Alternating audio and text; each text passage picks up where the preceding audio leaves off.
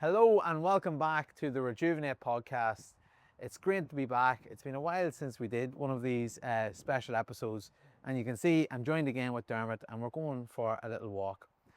And one of the reasons why we decided today to go back and to shoot this podcast episode was because on Sunday both of us were very lucky to join in the celebrations in Clonard, where they were celebrating the start of a new year, the new academic year, but also we were celebrating the canonization of two new saints, Saint Carlo and Saint Pierre Giorgio. So, in thinking about that there, we also want to take a little look back about how people have been. Take a bit of a check-in. So Dermot, how are you? How are you doing? All right, okay. Yeah, doing really well. It's good to be back on a walk and talk with you. It's been too long since we've been doing this. So yeah, I'm doing really well. It's been fantastic just to catch up properly, and if that's by doing one of our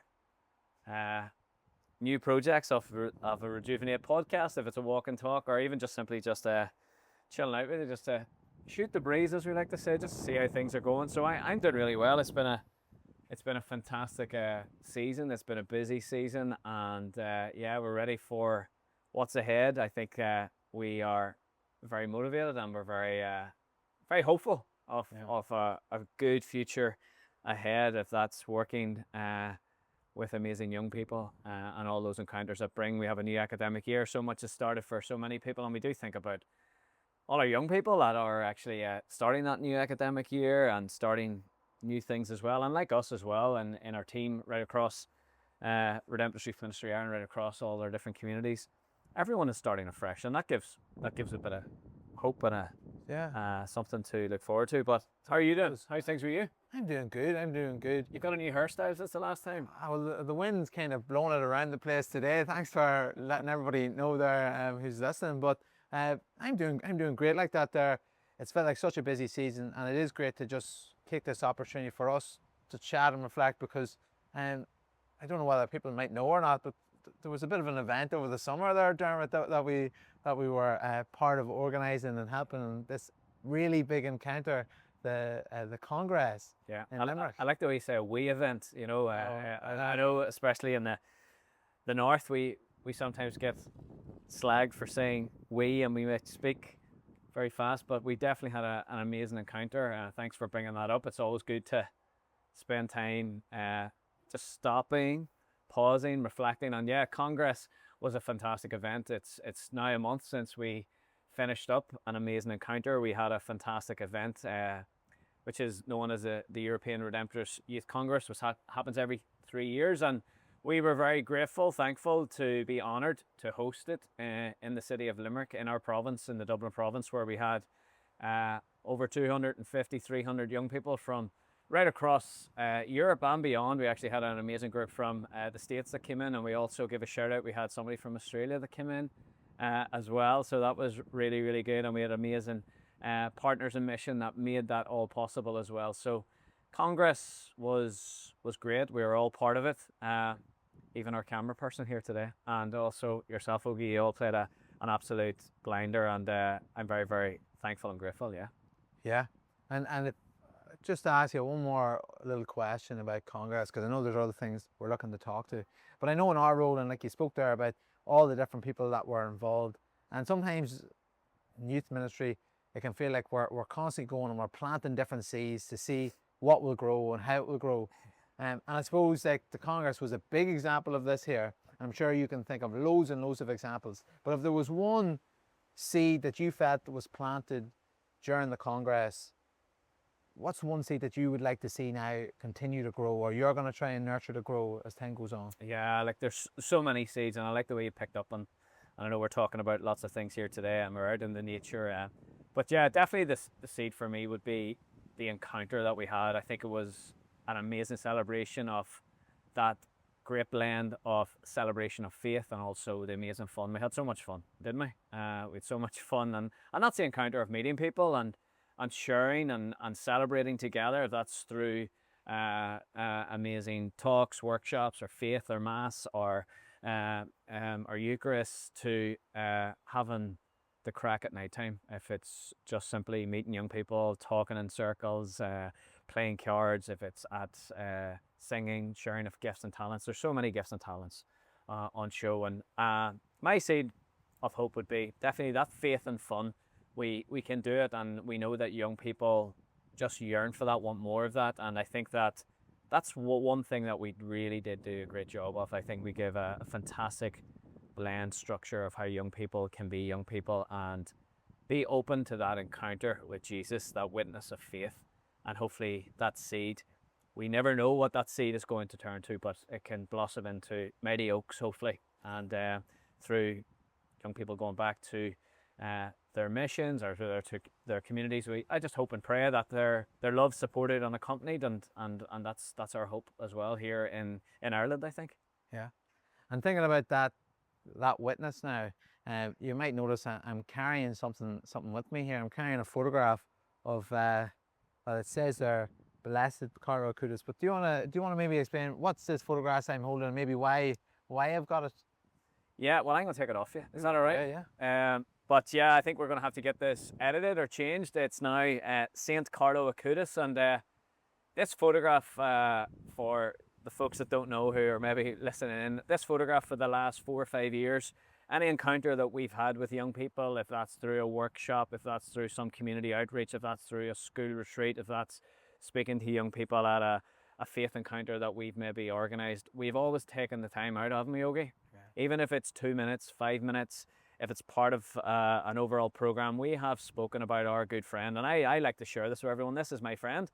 I never knew him personally, but I've got to know a lot about Saint Carlo. So Saint Carlo was the most recently canonized saint, and I think we're very, very lucky. And I have to say, like, the first millennial saint, a young man, a young person who loved life as much as we did as a young person of 14, 15, done so many things that we like to do as we like to call it, an ordinary young person, but he really embraced life. There's so much that we could share about Carlo, but for Carlo, what my absolute treasure for him, for young people, is that he was an amazing witness, as you've already said, and it was through his witness of faith that he could conversate with his friends, and his friends were able to conversate with him. They were able to look and go, I like what he's doing, I want a piece of him. If that was through his values, if that was through his faith, if that was what he believed in, what he stood for in life.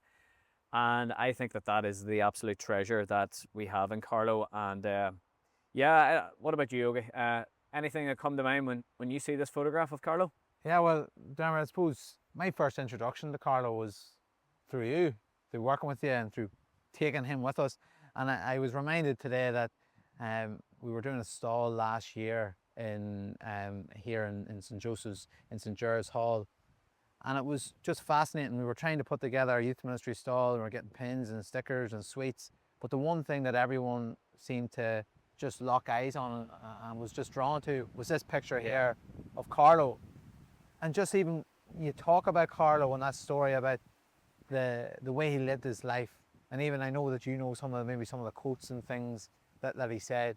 He was just like, you look at him there, the smile on his face, the happiness, that he seemed to just bring that joy into other people's lives too. When you hear stories about him, his ability to connect with other people, to bring them in, to meet people where they were at too, I always think that makes him an inspiring figure, because there are things that we're all able to do. Of course. Yeah.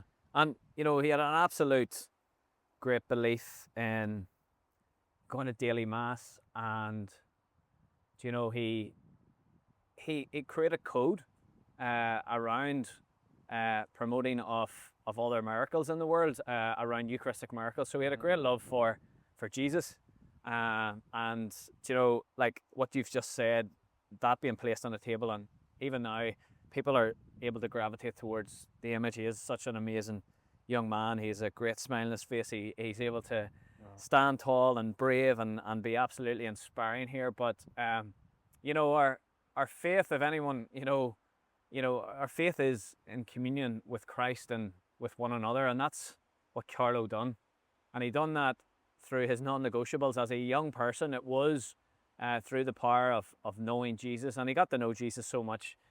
His wisdom was so far advanced that we can't even comprehend. How he had so much knowledge of his love for his faith, for Jesus. You know, as a young man, he was born in London. His family relocated back to where they're originally from, which was in Milan in Italy. And yeah, he just like loved school. He loves sport. He loved the PlayStation. He loved computing. And yeah, it was the everyday things that he loved to do, and how he done them. He done them with a smile on his face, but bringing other people into that, as you said, and that was by being a good friend, by helping people in his school community, and most importantly, he looked out for those that are most abandoned, most vulnerable in society. When he received his pocket money, he gave it to the homeless and the poor.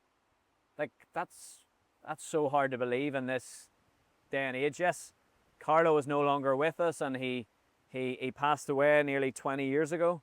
But that has to be an absolute treasure. People talk about legacies, but I think it's a treasure to us, to young people as well. And I think that anyone that needs to be inspired, there's no better inspiration or role model than this young person, and we definitely can be. Yeah, inspired by our saints, can't we? And Darren, do you remember, because obviously you introduced, like I said, Carlo to me. Do you remember the first time you heard about Carlo, or the first time you came across Carlo? Yeah, I was trying to think about it the other day, and it actually, it was in my own parish. One week, I really, the priest was talking into homily, and he started talking about this young person I'd never heard of before, and where he had actually went and visited his grave in Assisi in Italy. The priest that I'm talking about loved going to Italy, and it just struck me when he mentioned about PlayStation and helping people. And now, because of his coding, they were helping to promote some of the church teachings and different things as well. And I was just struck by it when he said that. And I think that's the beauty about our saints. Sometimes it's very hard for people to say, how has this man become a saint? And we might find it very difficult to give the correct answers, but sometimes I think it's important that sometimes he doesn't just choose the extraordinary, he chooses the ordinary people to do extraordinary tasks, and Carlo definitely done that in his short life on earth.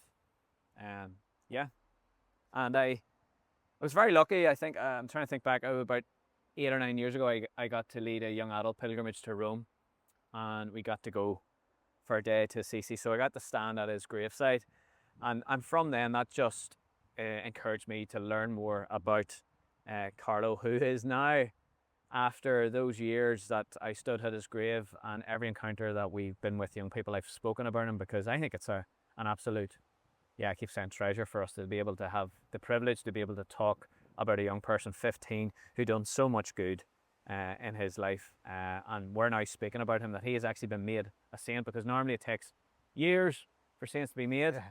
And a funny story that I like to share is, like, we would always ask young people, have they heard of this person, or have they seen this person? Or sometimes when we introduce about Carlo, we would ask young people, do they know who a saint is? And they will say, yeah, I know Saint Patrick, Saint Bridget, Saint Columkill, or Saint who is named after their school. Yeah. One day a young person actually said to me on a school retreat, a saint is a person that lets light shine through. I thought that was very profound. Yeah. That I think I was a 10 or 11-year-old said. I was like, what do you mean by that? And they said, well, when I go light a candle on my granny in the chapel, it's the stained glass windows that they see, which is the saints of old, and the light is shining through. And I thought, hey, that's pretty cool little description of what a saint is about letting light shine through. And Carlo isn't, as you see, he isn't like what we might perceive to be a saint, in a statue, or dressed up in robes or something like that. He is our modern day role model. What about you, Yogi? When did you anything that sparks out for you about Carlo and his example for young people? Well, I think you touched in there about, like, people may be asking, why has he been made a saint? And you've seen there about how quickly this journey has came on. But when you think about this year is the Jubilee year. It's the year of hope, and I don't think it's any coincidence that this aligns with the canonization of Carlo, because this year, as we've talked a lot about what it means to be a pilgrim of hope, what it means to be a journey where we can find hope in the Word. Yeah. And sometimes we know as well the importance for young people, importance for us all, about how we have role models in our lives. And when I think about saints, I think about, you know, as the different role models that have been placed there for us to be able to follow. And like you say, it's brilliant to have someone like Carlo there, because it's not about him being this extraordinary person, but it's about him being the ordinary person like us all, and showing that we're all able to do extraordinary things. And that, for me, is why it's so exciting to have him now as a saint, amongst all of our other great saints, to build that hope, to be that hope in the world for us, to carry that forward. And that, for me, is why it's important. Why do you think it's important now, when we think about young people, important that Carlo is now a saint, or that Carlo has been canonized? Yeah, I think, you know, bringing it back to our young people, maybe young people today can struggle with identity. They can struggle with fitting in. They can struggle about just following a crowd. And yeah, you've asked me that question, and what comes to mind is Carlo again, like, it's so much wisdom. But one of his quotes that I love is he says that we are all born in existence of our being original, but some of us, unfortunately, will pass away or die as photocopies. And I think that that's important. That's an important message that young people need to hear, to, you know, be strong in the face of difference or adversity.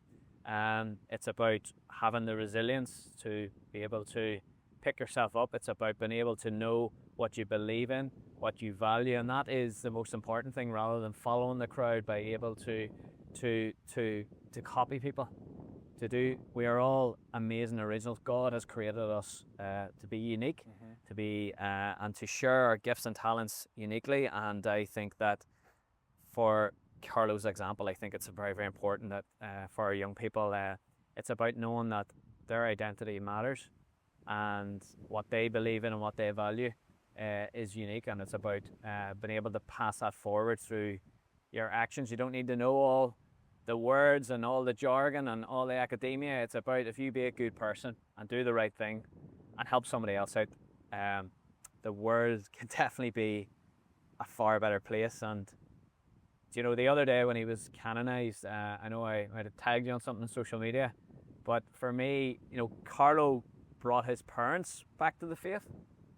Again, 14-year-old doing that, like, that's an amazing thing.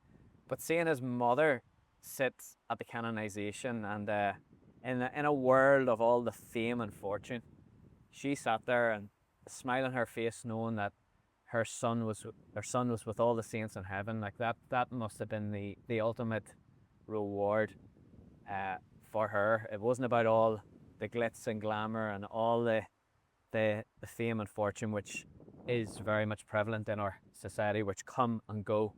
It's about the treasure and the richness and the amazing thing that connects us, and that is our saints in heaven, our saints that we can live by and be role models as well. And I think that's a powerful message. And yes, and again, you're just reminding me of, we were both there up in Clonard, and there was a sense then when we were in Clonard as well. It wasn't just a celebration; it was a celebration of our ministry, our identity growing. Yeah, we'll take a seat. Yeah, we'll take a seat. We're standing. Of our identity, and how we're looking to go forward, and how we're hoping to use Carlo and it's the saints as examples for us as well to go forward in our ministries.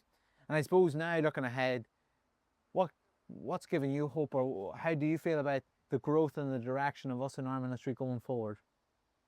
Yeah, I think the word growth sometimes can be miscommunicated. Like, I think the word I'd like to say is there's hope, all right, rather than growth. And I think there's amazing joy and love, and through what you've said, how we began our podcast. Like we've had a wonderful experience and encounter as a community of faith community this year in Limerick at our Congress.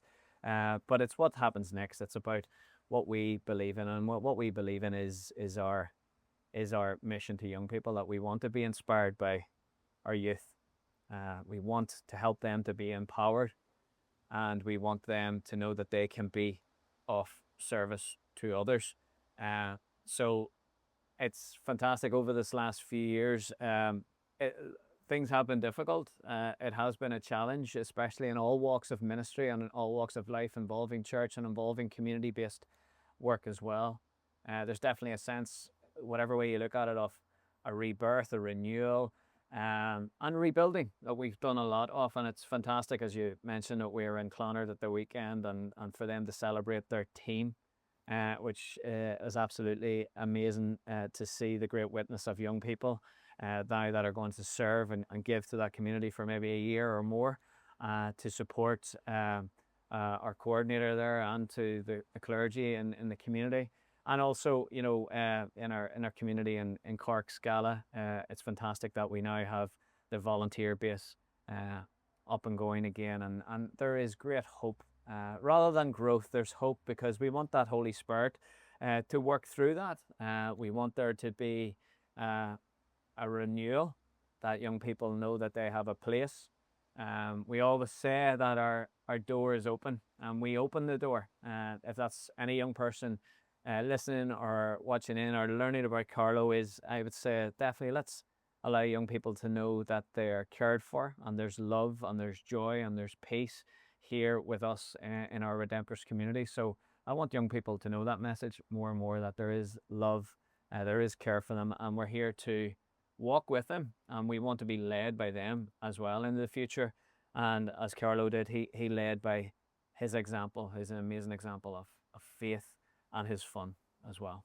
So, Dermot, one last question, all right? Oh, I know you've given us so much, but thinking about that hope that you talked about there, and the hope that going forward, we think about our values here that we have in Redemptor's Youth Ministry, that we talk about, that our mission to be inspired by the Christian message, to empower and support young people in faith and life issues, and then also to help them discover their potential through service of others. So taking them three values and looking at the year ahead with that hope, what way do you hope to inspire others or be inspired? What way do you, who are you looking to empower, and how are you planning to empower others? And what is one thing that you would like to discover through that service of others, or how would you like to serve others in this year ahead? That's a big question, Ogie. Big question, and you know what? I'll throw it back to you in a bit as well, because I want to hear some of your thoughts as well. We haven't scripted this, but no, I think it's important what you did say. It's not about how we are going to inspire. We want to be inspired.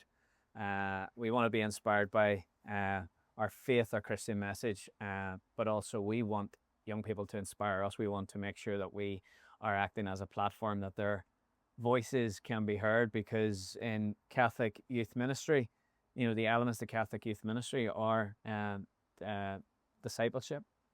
It is our faith, it is evangelization, it is mission, it is advocacy, and they're all big parts of what we try to bring, if that's worship as well. And we're going to do that. We're going to do that in maybe new ways, but also maybe getting back to the core of what that is. And the core has to be, it's really about the vision and the mission of what you've just described there. I know we always talk about our three values, about being inspired, empowered, and discovered. There's so much that we can do within that. I think just building on those amazing encounters, I always believe when we have great encounters, it's about the relational things that grow from that. It's about being able to reconnect with young people. It's about bringing more young people into the space. It's about listening. It's about planning together. It's not about telling young people that here is a program that we need them to do. It's about being able to plan together, to walk together. And I think if we have that relational and more encounters, great ministry can grow. And I believe in that, Ogie. And if I didn't believe in it, I wouldn't be sitting here right now. And I believe in young people. We champion young people. Yeah. And Yeah. What about you? You at a different stage of life to me. You know, have a new hairdo and everything. Well, thanks very much. As you can see, the wind has Yeah. added But you some like talking character about to it. the like that was your first. Well, you've been to congresses before, but you definitely had a really important goose role in Congress. We wanted young people to be at the heart of that. Yeah. Any learnings from that and moving forward with our overall mission? What you want to see? Yeah, well, I suppose like I want to go and see how you can be like Carlo, you know, a leader of the faith, to be able to share the faith with other people in that way, and connecting with the young people that we serve and that we aim to serve. Yeah. Although sometimes maybe we fall short. But I want to help inspire young people and bring people in and share stories like Carlo, to help show young people that there's so much potential in them too, to go out and to serve and to be part of a community, and to live out our Christian message of being that neighbour, of building a world that better reflects the hope that we want to see in the world, the hope that young people want to see in the world. And I suppose our approach has always been about how we listen to young people. And so as the year goes on, listening to our young people, and also we talk about empowering and supporting. And it was something I told you when I first came on, was about trying to, how do we give the tools to young people for them to be able to learn, for them to feel a sense of accomplishment. So I really feel that in this year ahead now, as we see the hope of the seeds that we've planted, is to take our young people that are a part of our communities and give them the tools and give them the opportunities where they can live out their faith and they can serve their communities through that. In a great answer, okay. And you know what? It was something I wanted to say. Like, and Carlo, he definitely believed in that, and you know, Carlo definitely I think he was wearing a pair of Nike, I think, when he's embalmed in his coffin, and Nike's logo or slogan is "Just Do It." And as you said, there's so much that's going on right now in our world, and yeah, rightly so. We have processes of different things, especially within our church. We have, you know, different consultations, different listenings. We have the Senate, and we have different things going on. But we would just say that to young people: just do it. And as Carlo says, and I'm not trying to bring this to an end, you bring it to an end, okay, but Carlo once said, if you stand in front of the sun, you get a suntan, and if you stand in front of Jesus, miracles will happen. And I think that that's a really, really good message of what we basically try to say in our hope for the future as well. Well, I'm gonna end it here now, and thanks for your sharing, Dermot.